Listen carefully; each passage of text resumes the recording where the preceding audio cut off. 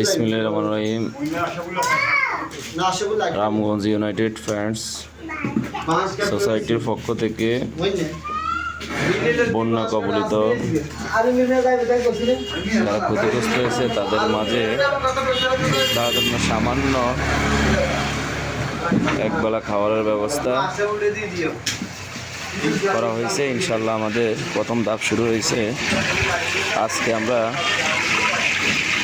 800 বন্যা কবলিত মানুষের পাশে খাবার দেওয়ার জন্য খাবার প্রস্তুতি কাজ চলছে।